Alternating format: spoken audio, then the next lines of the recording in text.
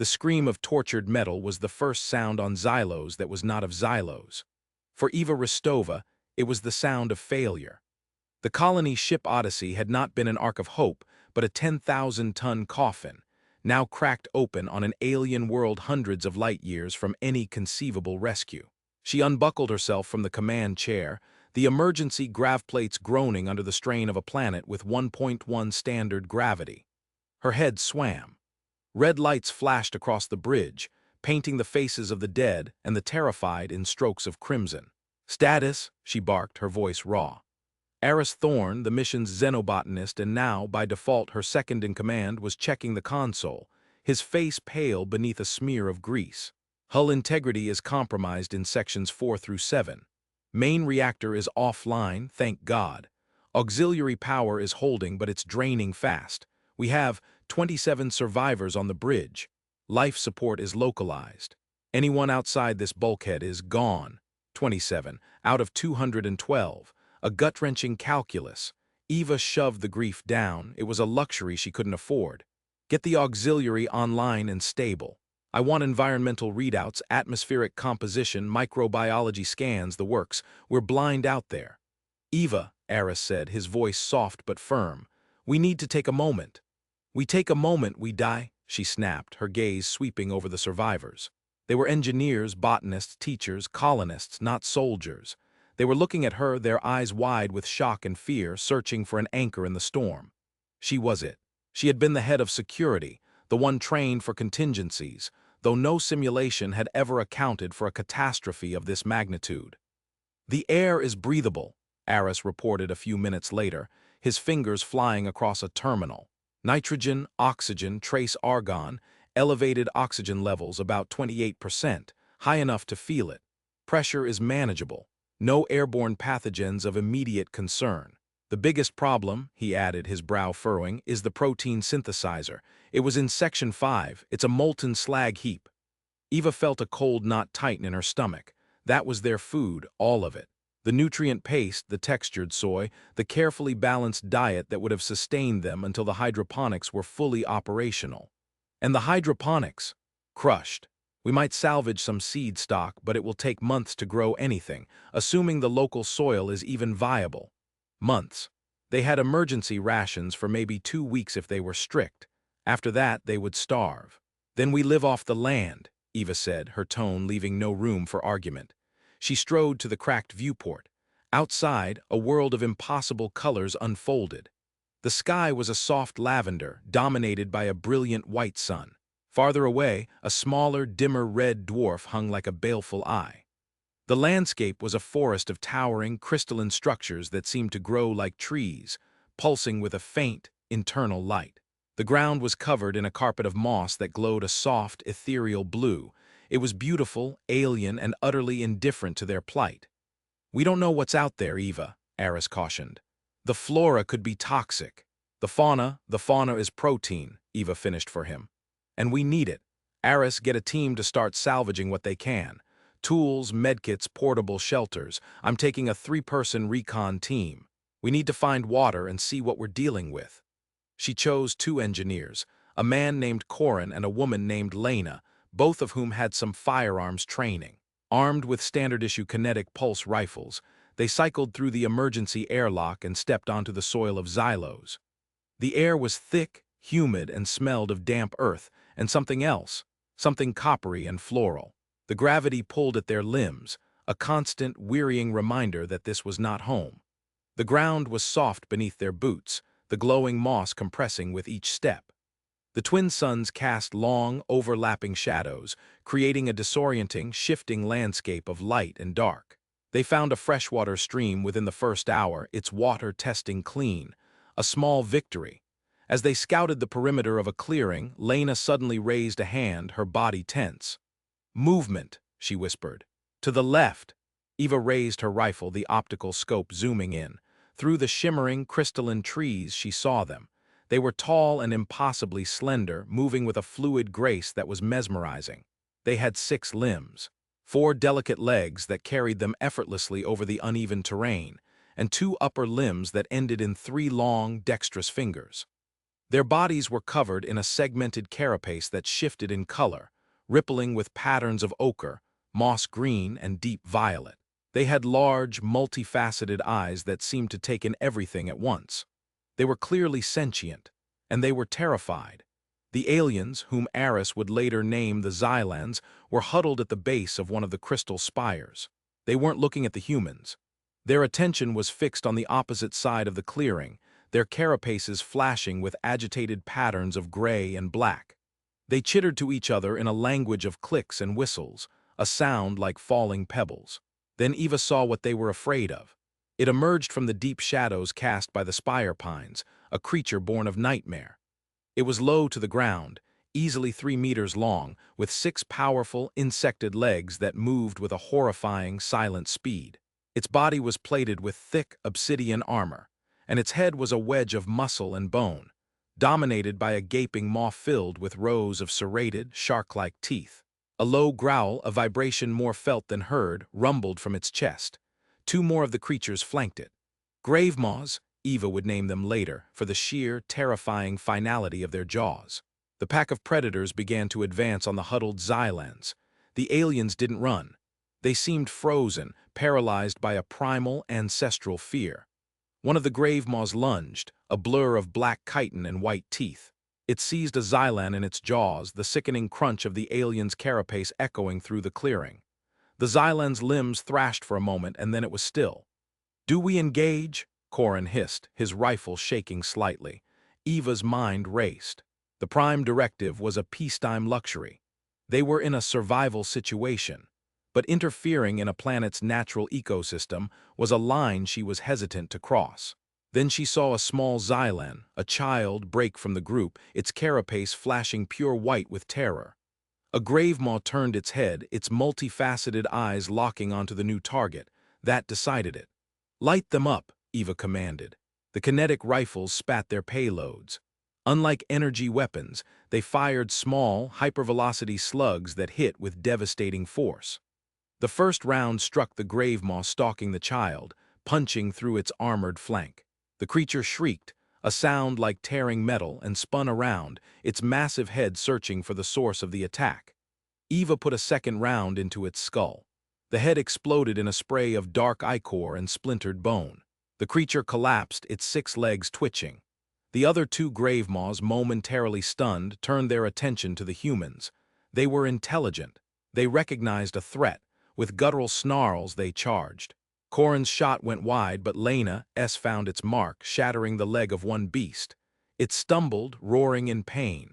Eva calmly sighted on the last one, the one that had made the first kill. She squeezed the trigger twice. The first shot cracked its shoulder plate. The second slammed into the soft tissue of its neck. It fell, skidding to a halt just meters from their position. The injured one tried to drag itself away, but a final shot from Corin silenced it. The silence that followed was profound. The surviving Xylans stared, their carapaces now a muted, uniform gray.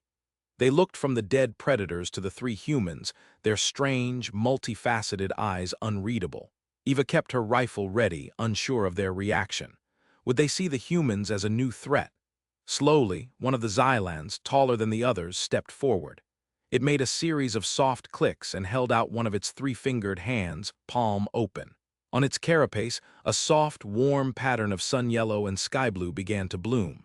Aris, watching through a remote drone feedback at the crash site, spoke into her earpiece. "Eva, I think that's gratitude. The colors shift. It's a non-aggressive, possibly welcoming display. Incredible." Eva lowered her rifle slightly. She took a step forward. The smell of the dead gravemaws hit her then, a strange, savory, almost meaty aroma mixed with the coppery tang of their blood. Her stomach growled, a loud, vulgar sound in the sudden quiet of the alien forest. Corin voiced the thought that was in all their minds. "Commander, that smells good." Eva looked at the massive carcass of the gravemaw. It was 300 kilograms of dead meat, protein, survival. She looked at the frail, grateful aliens. They had just been saved from their monsters. They wouldn't understand. How could they? "Lena, Corin," she said, her voice steady. "Let's butcher one of these things and take it back to camp. We're having steak for dinner." The Xylan chronicler, Kalen, watched from the safety of the weaving spire. His stylus, carved from the shed bone of a skyflitter, moved swiftly across a pressed sheet of pulped spire fungus, documenting the impossible. His carapace rippled with the muted gray of awe and the deep violet of uncertainty. For generations, the grave moths had been the great terror, the unalterable fact of life and death on Xylos. They were the darkness that hunted in the long twilight between the setting of the white star and the red eye. The Xylans did not fight them. To fight the grave maw was to invite swifter death. They hid. They built their woven pod homes high in the crystalline spires. They sacrificed the slow and the unlucky. The grave maw was a force of nature, like the seasonal spore storms or the quaking of the ground. Then the sky fire had come. A new star, bright and terrible, had fallen from the heavens, and from its metal husk had emerged the newcomers. They were strange, soft-skinned beings, bipedal and clumsy, wrapped in synthetic hides.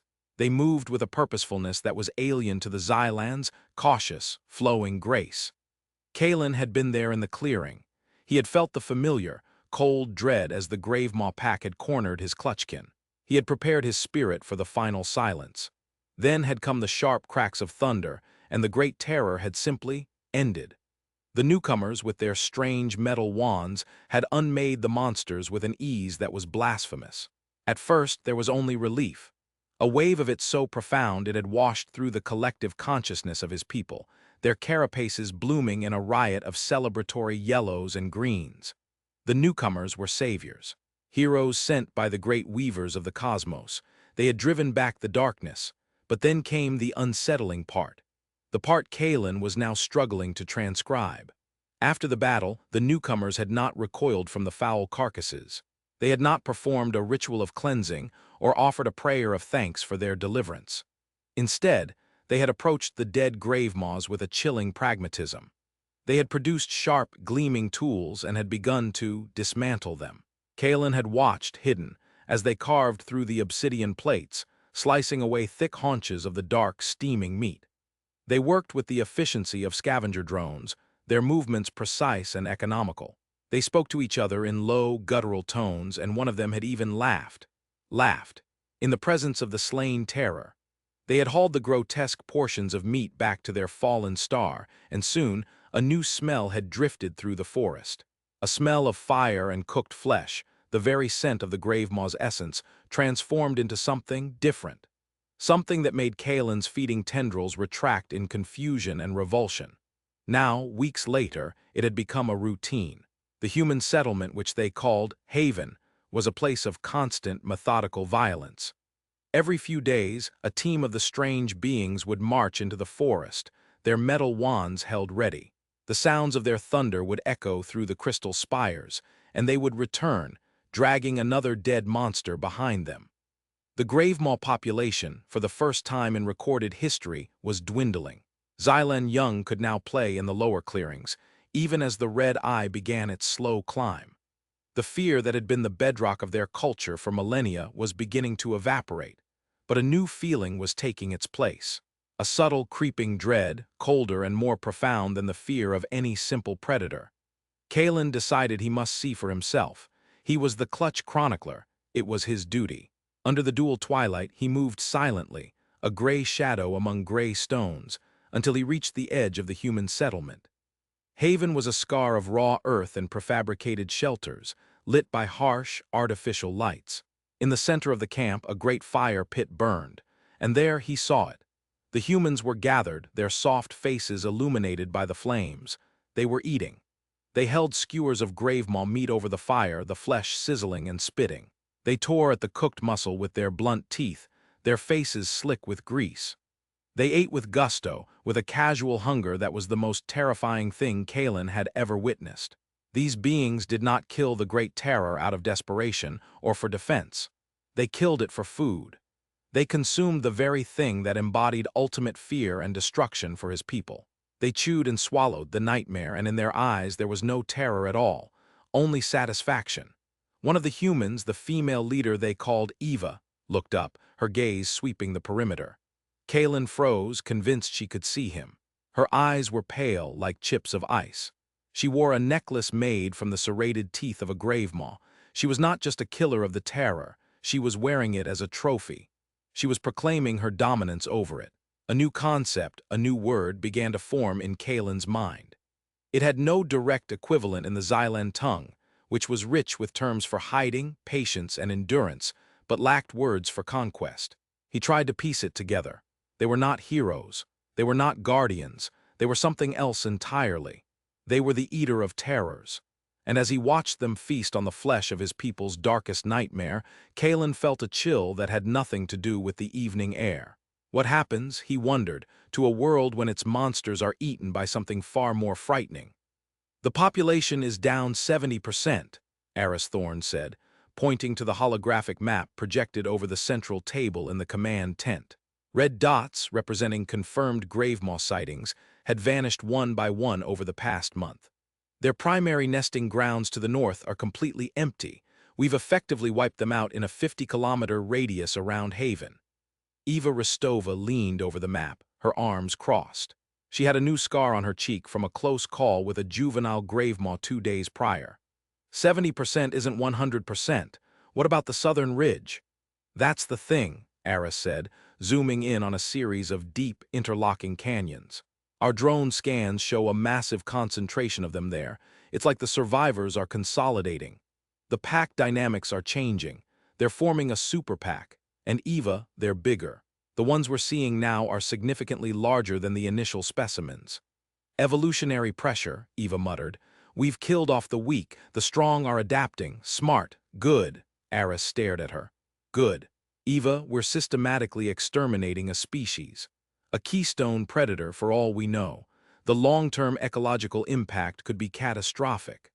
"The long-term ecological impact of us starving to death is also catastrophic," she retorted, not looking up from the map. "The grave-maw meat is nutrient-rich, high in protein, essential fatty acids. We've analyzed it. It's the only reason we're still alive and healthy enough to work on repairing the Odyssey's communication systems. There are other options. We've identified 6 species of edible tuber fungi. The protein content is lower, yes, but we could supplement." "Supplement isn't enough, Aris." Eva cut him off, her voice hard. "We have people doing heavy labor. We need dense caloric intake. The tubers taste like dirt, and it would take a team of 10 working all day to gather enough to feed everyone a single, unsatisfying meal. The grave moths are walking food lockers. It's simple logistics." "It stopped being simple logistics the moment the Xylans started watching us," Aris shot back, his voice rising. "Have you seen the way they look at us now? Kalen, their chronicler, he comes to the perimeter every day. He just watches. He doesn't bring gifts of woven silks anymore. His carapace is always that deep, disturbed violet. They're terrified of us." "They should be grateful," Eva said flatly. "We saved them. We're still saving them. They can travel freely now. Their population is booming. I'd call that a net positive. We've traded their fear of a predictable monster for a fear of an incomprehensible one. We're not just killing predators, Eva. We're grilling them on our front lawn. We're wearing their teeth. Corin made a damned flute out of a grave-moth femur. We're demonstrating a level of predatory dominance that their culture has no framework for. To them, we're gods who eat devils, and that makes us what? Super devils." The argument was interrupted by the tent flap opening. It was Lena. "Commander, we've got a problem. A Xylan youngling. It wandered past the north perimeter fence. Found its way to the butchering shed." Eva's face hardened. "Damn it!" She and Aris followed Lena at a run. The butchering shed was a crude structure of metal salvaged from the Odyssey's hull. It was where the hunting parties processed their kills. 2 grave-maw carcasses were currently hung from hooks, partially stripped of their meat. The ground was stained dark with their ichorous blood.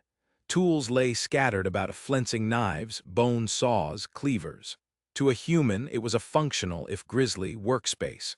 To a Xylan, it must have looked like hell. The young Xylan was backed into a corner, its small body trembling uncontrollably. Its carapace, normally a bright dappled green, was flashing a frantic, strobing black, a color of pure, undiluted terror. It was emitting a high-pitched, keening whistle that was almost painful to hear. Its multifaceted eyes were fixed on a row of grave-moth skulls mounted on the wall, cleaned and polished by one of the crew as a kind of anatomical study. "Get it out of there, gently," Eva ordered. Aris stepped forward slowly, his hands held open. "It's all right," he said in a soft, crooning voice, though the Xylan couldn't understand the words. "We're not going to hurt you." The moment he took a step inside the shed, the youngling panicked. It scrabbled sideways, its delicate legs finding purchase on the wall, and it scurried up and out through a gap in the roof, disappearing into the forest. Eris stood in the middle of the charnel house, looking at the hanging carcasses, the bloody tools, the wall of skulls. He turned to Eva, his face etched with a mixture of pity and accusation. You see what we look like to them." Eva's jaw was tight. For the first time, a flicker of doubt crossed her features. She looked at the scene not as a commander assessing resources, but through the eyes of the terrified alien child. The casual brutality of it struck her. The headless, half-butchered monsters hanging like slaughtered cattle, the trophy skulls. Eris was right. It was a monument to their own monstrosity. "It's survival," she said, but her voice lacked its usual conviction. "It's what we have to do." "Is it?" Eris asked quietly. "Or is it just what we've gotten good at?" He gestured to the wall of skulls. "This isn't survival, Eva, this is pride." Before Eva could respond, the camp's proximity alert blared, a jarring electronic shriek. Corin's voice crackled over the comms. "Commander, South Ridge. You need to see this." They ran to the command tent, where the main holographic display now showed a live feed from a drone. The image was breathtaking and horrifying. A river of black, armored bodies was flowing out of the southern canyons. Hundreds of grave moths, far more than their estimates had predicted. They were moving in a coordinated, unified mass, a living tide of destruction. And at their head, dwarfing all the others, was a creature that made the grave moths they had been hunting look like hatchlings. It was colossal, easily 6 meters long, its obsidian carapace thicker, ridged with bony spurs and scarred from countless battles. Its head was broader, its jaws more massive. This was not just a large grave moth. This was a matriarch, an alpha, and it was leading its entire consolidated species directly towards the Xylan settlement and beyond that to Haven. "We didn't just put pressure on them," Eris breathed, his eyes wide with horror. "We united them. We gave them a common enemy. We've triggered a war." Eva stared at the image of the approaching horde. Her hunter's mind assessed the threat, calculated trajectories, and formulated plans. But beneath the cold logic, the seed of doubt Eris had planted was beginning to sprout. They had come to this planet as survivors. They had become hunters, then conquerors. And now, watching the army of monsters they had created march toward them, she had to wonder what they would become next. The question that echoed in her mind was no longer simply how to survive, but what the cost of that survival would be, not just for them, but for everyone on Xylos. The air in Haven crackled with a new kind of tension. It was no longer the dull ache of homesickness or the sharp pang of hunger, but the electric hum of impending battle. Eva stood over the tactical map, the holographic light casting stark shadows on her face. Her team, the 10 best hunters and fighters she had, stood around her. They were no longer just colonists. They were soldiers in a war they hadn't chosen but had certainly provoked. "They'll hit the Xylan weaving spires first," she said, her finger tracing a path on the map. "It's on their most direct route. Their goal is likely to eradicate the native competition before turning on us. The matriarch is smart. It's eliminating a variable. We can't possibly fight that many," Lena said, her voice tight. "There are hundreds of them. Our kinetic rifles are effective, but our ammunition is finite. We'd be overrun in an hour." "We won't fight them head-on," Eva replied. "We're going to decapitate the snake. The matriarch is the key. It's the nerve center of this horde. Take it down and the rest will scatter. Their pack cohesion will shatter." "And how do we get to it?" Corin asked, gesturing at the swarm of smaller grave moths surrounding the matriarch on the display. "It's protected by a living wall of teeth and claws." "We use the terrain," Eva said, zooming in on the map. "And we use the Xylans." Eris, who had been standing silently in the corner, stepped forward. "Use them? How? As bait?" "As a diversion," Eva corrected, her eyes meeting his. "They know this forest better than we do. Their carapaces, you said they communicate with light and color. The grave moths hunt primarily by sound and scent, but their vision is still a factor. If the Xylans can create a significant visual disturbance on one flank, it might draw off enough of the guards for a small team to get a clear shot at the matriarch." You want to ask a species that has never fought a predator in their entire recorded history to participate in a battle against an army of them? Eris asked, incredulous. They'll be slaughtered. It's a better option than letting that horde roll over their homes unopposed, Eva said grimly. They will die either way. This way they have a chance. You're the one who can talk to them, Eris. You've been working on that translator program. You've established a rapport with Kalen, make him understand. Eris looked torn, the weight of the request settling on his shoulders. He was a scientist, a man of peace and understanding. Now he was being asked to be a harbinger of war. But he looked at the map, at the inexorable advance of the black tide, and he knew Eva was right. There was no peaceful solution left. Carrying a portable translator unit, Eris ventured out to the weaving spires. He found Kalen not in his chronicle room, but at the base of the main spire, surrounded by his clutch. The entire Xylan community was in a state of quiet panic, their carapaces flickering with the gray of deep anxiety. They could feel the vibrations in the ground, smell the scent of the approaching horde on the wind.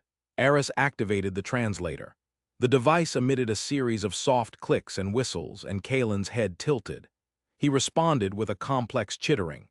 The device processed the sounds, and a synthesized voice spoke in Eris's earpiece. The ground weeps, the terror comes, it is the great ending. It doesn't have to be, Eris said, speaking slowly into his microphone. We can fight them, we have a plan, but we need your help. He explained Eva's strategy. He spoke of diversions, of light patterns, of creating a window of opportunity. As he spoke, Kalen's carapace shifted from gray to a deep, turbulent purple. You ask the leaf to fight the storm, the translator relayed. We do not have the concept. To fight the terror is to become the terror. No, Eris insisted, his voice pleading. To fight for your life is to live. You have a choice you never had before. My people, we created this problem. We hunted the grave maws and we made them stronger, more organized. We are responsible. Let us help you fix it. He saw a flicker of something new on Kalen's carapace. A pattern of dappled ochre and green he had not seen before. It was hesitant, but it was there. You are the eater of terrors, Kalen's clicks translated. You consume the darkness. Why do you now offer to share the burden of it? Because we see what it's doing to us, Eris said, the words coming from his heart. And we don't want to be the only monsters left on this planet. It was that admission, that moment of vulnerability, that seemed to sway the Xylan chronicler. Kalen looked at his clutch, at the frightened younglings clinging to their elders. He looked back at Eris. A slow, deliberate pattern of brilliant white, the color of the main sun, bloomed across his back.